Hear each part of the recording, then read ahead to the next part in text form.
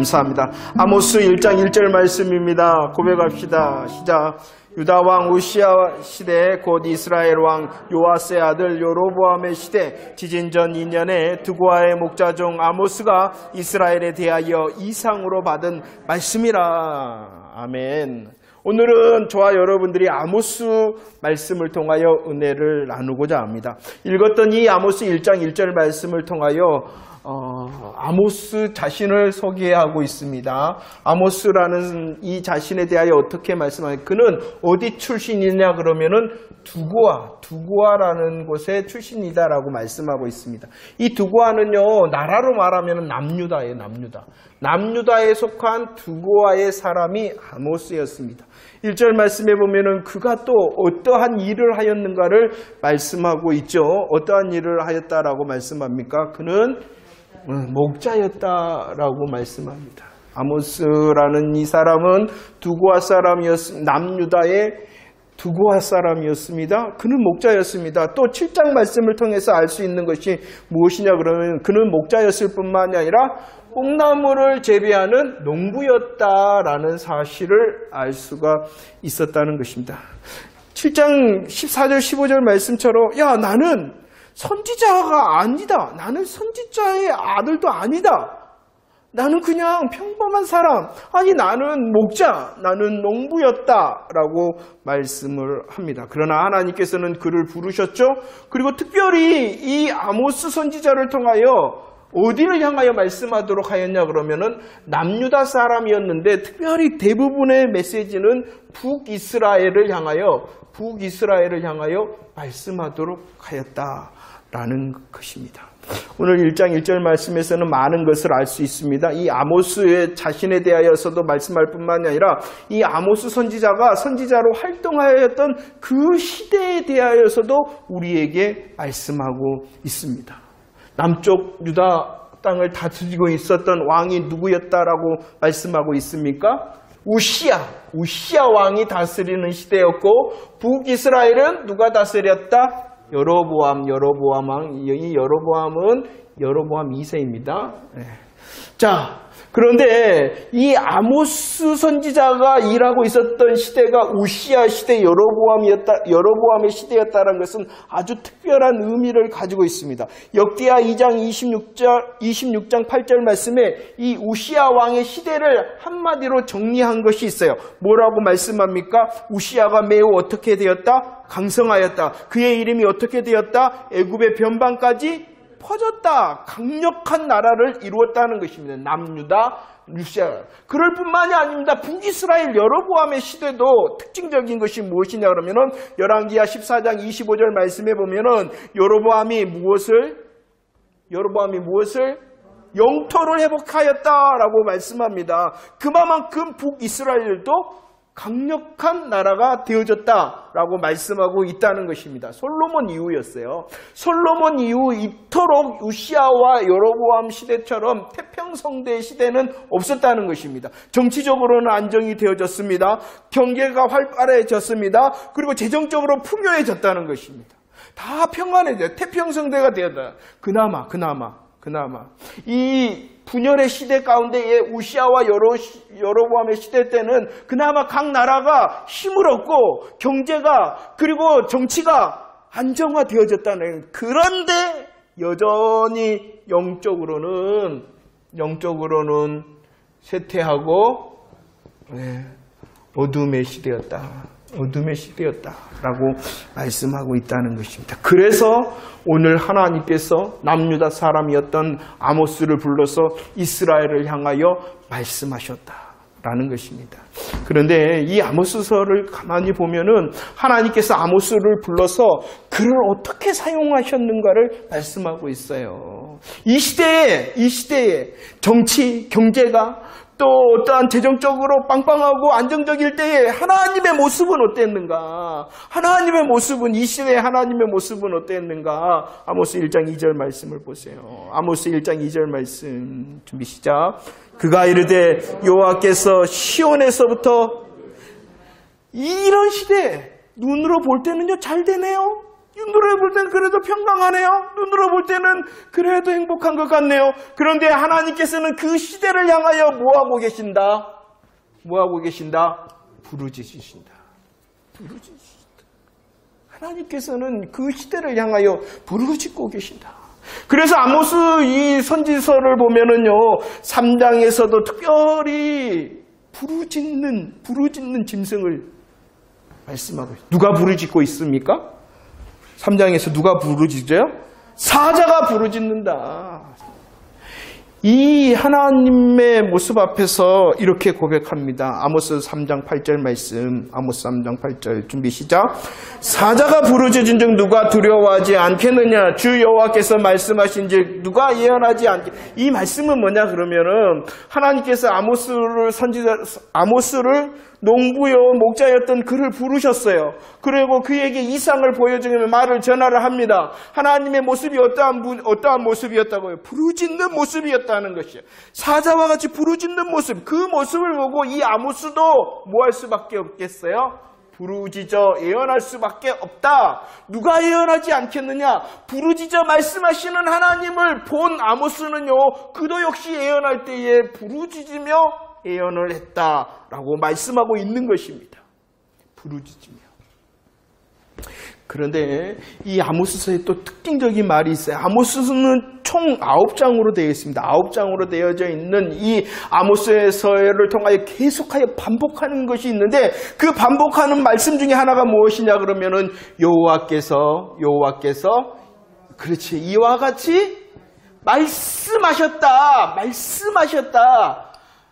여호와께서 이와 같이 말씀하셨다. 여호와께서 이와 같이 말씀하셨다. 여호와께서 이와 같이 말씀하셨다라고 약 22번이나 반복하고 있다는 것입니다. 짧은 장인데 이 아모스 선지자는 하나님의 부르짖는 그 모습을 봅니다. 그리고 하나님께서 말씀하실 때에 그냥 자기의 뜻, 자기의 생각, 자기의 계획, 자기의 소원을 말하는 것이 아니라 아니 여호와께서 이와 같이 말씀하셨다. 여호와께서 이와 같이 말씀하셨다. 라고 하시며 오직 하나님만 의지하고 하나님의 심정으로 말을 했다는 것이죠. 그리고 특별히 이 아모스 선지자는요, 누구를 중심으로 해서 누구를 대상으로 많은 말을 했냐 그러면은 지도자들을 향하여 말을 많이 했습니다. 지도자들. 이 북이스라엘의 지도자들을 향하여 말을 많이 했어요. 재판관이나 부자와 권세자나 유명한 사람, 제사장, 왕과 같은 높은 사람들, 지도자들을 향하여 말씀을 했어요. 좋은 말이 아니라 뭐라 그랬어요? 니네들 그러다 큰일 난다라고 책망의 말을 서슴없이 여호와께서 이와 같이 말씀하셨다라고 말했다는 것입니다. 특별히 지도자들을 향하여 뭐라고 말했냐 그러면은 책망한다. 이 책망 정도가 뭐냐 그러면은 야 너희들 다 심판받는다. 너희들 궁궐에 있지? 그거 안심할 거 아니다. 그곳에 하나님이 불을 보내셔가지고 다 살라버릴 거야. 라고 다 그 사람들이 들을 때 어떠한 말이에요? 저주의 말을 막 쏟아붓는 거예요. 저주의 말을 쏟아붓는 거예요. 이것은 아모스의 말이 아니라 부르짖는 하나님의 심정이었고 여호와께서 이와 같이 말씀하셨다라는 하나님의 뜻을 가감없이 말할 수 있는 믿음의 용기자가 바로 아모스. 부르짖음의 하나님의 모습과 여호와께서 이와 같이 말씀하셨다라는 복음이 우리의 전도의 이유고 전도의 시작이 되어야 되는 것이에요. 이러한 아모스를 통하여 하나님께서 말씀을 하시는데 특별히 아모스 1장과 2장을 통해서는 여러 나라가 나옵니다. 특별히 이방 나라가 나옵니다. 다메섹도 나오고요. 가사와 두로와 에돔과 암몬과 모압이 나옵니다. 그런데 한결같이 하나님께서는 말씀하십니다. 뭐라고 말씀하십니까? 무엇을 보내요? 불을 보내겠다. 불을 보내겠다. 그래서 그들의 경고하고 그들이 안심하고 그들이 평안해하는 무엇을 궁궐들을 다 불살라버리겠다라고 말씀하고 있다는 것입니다. 하나님께서는 지금 아모스를 통하여 북이스라엘을 향하여 말씀합니다. 그런데 먼저 이방 나라들에 대하여 불을 보내고 궁궐을 보내겠다라고 말씀하십니다. 2장에서의 시작을 통하여 또 하나님께서는 누구를 말씀하느냐? 유다를 향하여서도 말씀합니다. 유다도 어떻게 한다라고 말씀하십니까?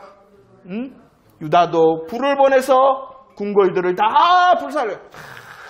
북이스라엘의 입장에서 보면 어때요? 괜찮네? 자기의 원수 같은 그런 이방 나라들이 어떻게 되는 거야? 하나님의 심판을 당한다네? 괜찮네.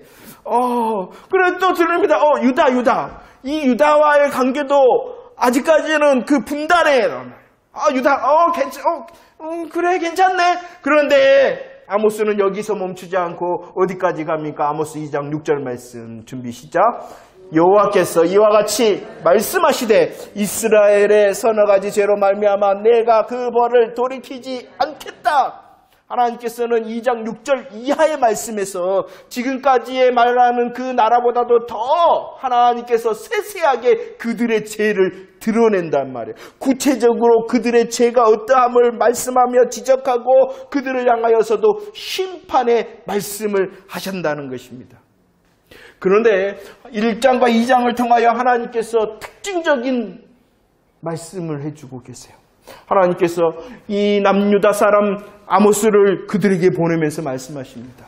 이방 나라를 통하여 그 이방 나라들을 연결을 하면은 이렇게 점점 가까이 온다. 점점 불을 보내겠다. 궁궐들을 사르겠다. 저 멀리서부터 불을 보내겠다. 궁궐들을 사르겠다. 점점 가까이. 유다 그들의 죄로 인하여 불을 보내고 궁궐들을 더 가까이 왔어요. 결국은 어디까지? 북이스라엘 로레다. 하나님께서는요 말씀하시면서 점점 다가왔어요. 멀리에서부터 여러 번 반복하여 말씀하셨어요. 왜 그랬을까요? 빨리 정신을 차리고 하나님 잘못했어요. 돌아오라고 기회를 주시는 거예요. 기회를 주시는 거예요. 그럴 뿐만이 아니라요. 보세요. 아모스 4장 말씀을 보시기를 바랍니다. 4장에서 4장 6절 말씀을 보세요. 어떠한 일이 있었냐 그러면 양식이 떨어져 버렸어요. 이가 깨끗하다는 것은 씹을 것이 없으니까 깨끗하다는 것이에요. 그만큼 양식을 그럴 뿐만 아니라 아모스 4장 7절과 8절 말씀을 보세요. 뭐가 멈춰버렸어요?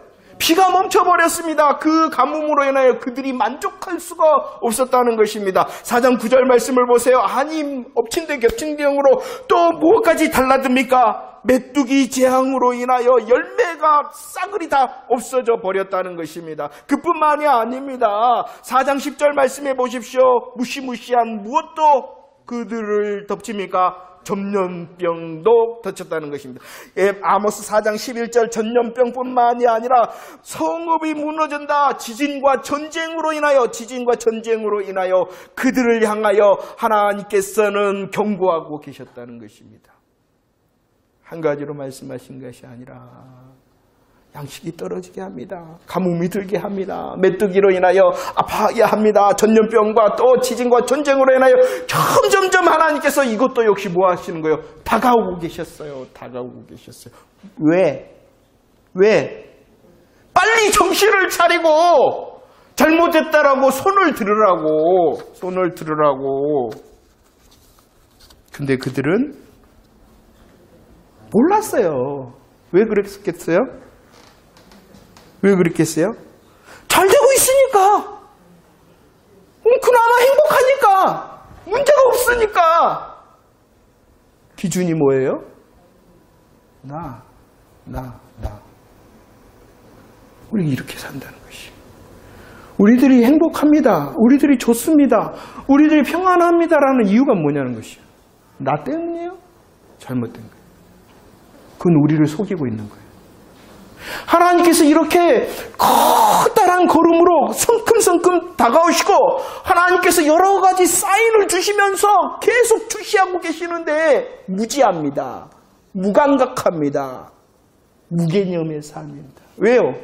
계속 누구만 봐요? 나만 보니까.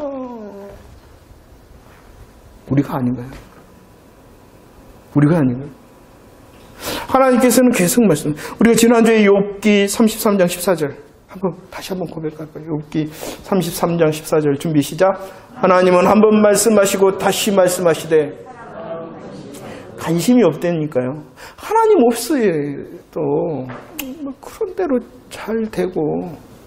그런 이스라엘을 향하여 아모스 4장 12절. 야, 너희들 이스라엘아, 무엇을 준비하라? 하나님 만나기를 준비하라. 이것은 그들을 향하여 잔치의 초대장을 보낸 것이 아니라 뭐 하시는 거예요? 심판의 경고장을 보내고 계시는 거예요. 참 우리의 기준이 잘 세워지기를 축원합니다. 정말 신앙생활을 하면서도요, 이걸 계속 옮겨야 돼요. 나에서 하나님으로. 기도도 그런 거예요. 기도는요, 하나님의 뜻과 하나님의 주권적인 일하심이 그대로 이루어지기를 원하는 거예요. 온 세상을 향한, 그리고 나를 향하여서도 마찬가지예요. 하나님이 나를 향하여 주권적으로 뜻을 가지고 계시잖아요. 나를 향하여 뜻하신 바가 있잖아요. 그것이 이루어지기를 원합니다 라는 것이 진짜 성령 충만의 복음을 아는 성령의 기도이지, 내가 하나님 이런 계획을 가지고 있어요, 도장 찍어주세요, 도장 받는 게 기도가 아니라, 그건 주문이에요, 주문. 근데 우리들은 뭐만 하면 돼? 기도 열심히 하면 되고, 많이 하면 되고, 작정하면 되고, 그것을 기도로 배웠단 말이에요. 그건 우리를 속이는 기도의 방법이에요. 정말로 하나님의 뜻을 하게 되어질 때, 하나님의 뜻이 내 삶에 이루어지기를 원하고, 하나님의 주권적인 뜻을 향하여 내가 내 삶이 드려지기를 원하는 간절한 마음으로 작정하고 많이 하고 계속하고, 이게 진짜 기도예요. 그 모습이 달라요. 모습의 시작이 달라요. 신앙을 신앙답게, 그리고 그 신앙답게 할 때에 즐거움이 있는 거예요. 세상이 흔들지 못해. 아모스서에서 이렇게 말씀합니다. 3장 1절, 4장 1절, 5장 1절. 그래서 계속하여 부르짖는 하나님께서 뭐라고 말씀하십니까? 이 말씀을 들으라. 이 말씀을 들으라. 그들은 무지하고 무감각하고 무개념하였잖아요. 그렇기 때문에 하나님께서는 그들을 향하여 계속 들으라, 들으라, 들으라. 누구를 향하여 말씀하시는 거예요? 우리를 향하여 말씀하시는 거예요. 우리를 향하여 말씀하시는 것이에요. 하나님께서는 들으라, 들으라, 들으라 하셨습니다. 그러면서 말씀하시는 것이 뭐냐 그러면 3장, 4장, 5장, 6장에서 그러므로 라고 말씀하시는 것이에요. 들으라, 들으라, 들으라 하셨는데 이제 그러므로 라고 하나님께서 말씀해 버리신다는 거예요. 하나님의 말씀을 들으라 합니다. 3장 10절과 11절 말씀을 보세요. 하나님의 말씀을 듣고 그들은 다가오시는 하나님과 여러 가지로 사인을 보내시는 하나님 앞에서 포악과 겁탈을 멈춰야 됐는데 그러지 않았어요. 그렇기 때문에 하나님께서 그러므로 하십니다. 그러므로 어떻게 하신다? 그러므로 내 궁궐을 약탈하리라 라고 말씀하시는 거예요. 4장 1절도 마찬가지랍니다. 학대합니다. 학대합니다. 술을 가져오라, 방탕합니다. 그걸 멈춰야 됐단 말이에요. 하나님이 다가오시는 그 걸음과 하나님의 사인으로 그 무지하고 무감각하고 무개념을 따라서 들어야 됐단 말이에요. 그렇지 않았어요. 4장 4절과 5절 말씀해 보세요. 그들은 더 열심히 했어요. 그래서 안심했다는 거예요. 어디를 향하여 갑니까? 베델을 향하여 갑니다. 어디를 향하여 갑니까? 길가를 향하여. 베델과 길가는 아주 신앙의 성지였어요. 신앙의 성지. 그들은 이 베델과 길가를 열심히 찾아갔어요. 그리고 그들은 했어요. 뭘 했어요? 11조를 드리고 순제를 드리고 낙헌제를 드렸어요. 잘 되고 있네. 그리고 나는 열심히 하네. 괜찮네. 라고 말했어요. 그러나 하나님은 말씀합니다. 4장 12절. 그러므로 너 이제 만나기를 준비해. 이것은 잔치의 초대가 아니라 어떠한 초대라고요? 심판의 경고죠. 5장 말씀도 마찬가지. 5장 4절과 5절 말씀. 나를 찾으라. 그리하면 살리라. 또 다른 하나님의 기회와 하나님의 사랑의 음성을 들려 주셨어요. 그러나 그 소리조차도 뭐 했어요? 책망하는 자라, 정직히 말하는 자라 해서 그들이 싫어했다는 거예요. 진짜 복음을 말하면은요, 사람들이 싱거워라 그럽니다. 그거 다 아는데. 다 알기 때문에 우리가 그걸로 사는 거예요.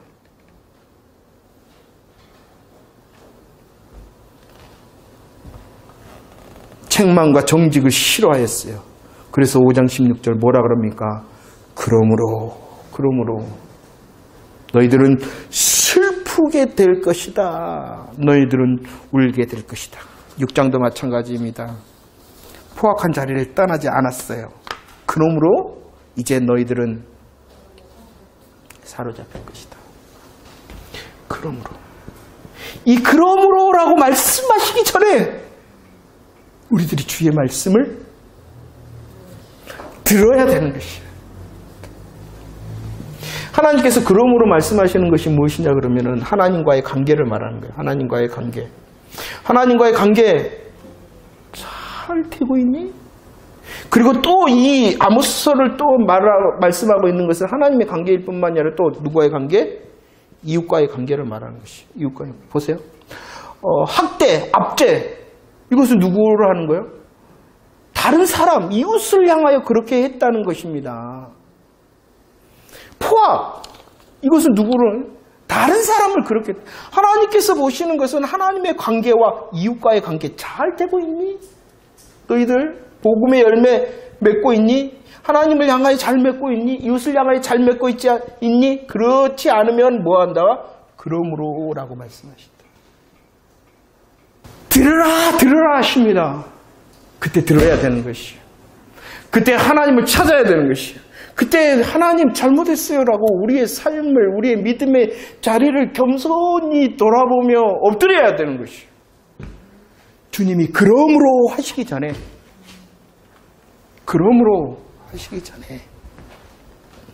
하나님께서는 이 그러므로를 통하여 우리에게 말씀하시는 걸 다 알고 있다는 것이에요. 우리의 마음을 알고 우리의 삶의 현장을 안다는, 하나님을 향하여 너희들이 아까 베들과 길갈을 향한 그 열심을 보였다잖아. 그러나 그 하나님을 향한 것이 믿음 안에서 복음 안에서인가를 보고 계시고, 하나님께서 우리의 삶의 이웃과의 관계 속에서도 너희들이 포악과 겁탈과 포악을 행하고 있는가 없는가도 보고 계시다. 우리의 삶의 자세한 것을 하나님께서 주목하시고 보고 계신다. 그럴 때 그러므로 하시는 심판의 당연한 내 삶은 아닌가. 무서워하라는 것이 아닙니다. 하나님께서 북이스라엘 에이 나쁜 놈, 에이 다 멸망시켜야지 하려고 말씀하시는 것이 아니라 그래도 살라고, 그래도 살으라고 말씀하시는 거예요. 우리들도 마찬가지예요. 우리를 향하여 하나님께서 말씀하십니다. 우리를 향하여 니네들 잘못했다. 니네들 왜 그러냐. 니네들 그러다가 당연하다 라고 말씀하시는 것은 우리들을 망하게 하기 위한 것이 아니라 그래도 살리시려고. 말씀을 정리합니다. 들어야 됩니다. 들어야 돼요. 여호와의 말씀.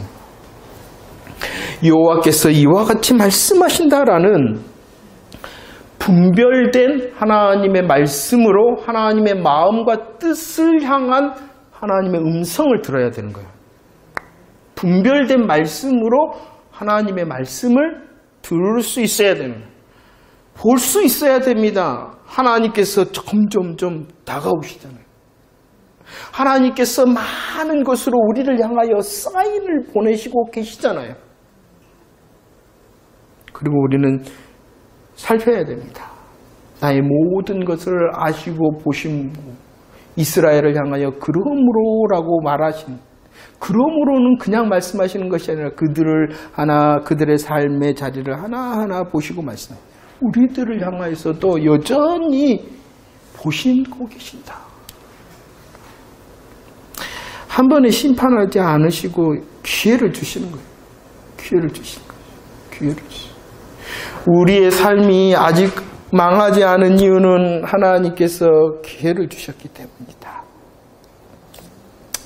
지금의 괜찮음과 지금의 나의 열심으로 만족해야 하는 것이 아니라 다시 주님으로 기준을 삼읍시다. 주님의 말씀이 나로 안심케 하고 주님의 일하심이 기대되기 때문에 내가 행복하고 그러죠? 주님의 어떠하심으로 나를 결정하라는 것이 나의 지금의 어떠함으로 나를 결정하는 것이 아니라 주님의 어떠하심과 약속으로 내 삶을 결정하는 게 이게 진짜 믿음인 거예요. 내가 나를 결정해갖고 하나님 이렇게 짝짝짝짝 이게 믿음이 아니라 내가 목자요 농부요 아무것도 아닌 사람 같으나 하나님으로 나를 보내셨으니 내가 말하고 또 우리의 삶의 열매를 맺기를 소원하시는 것입니다.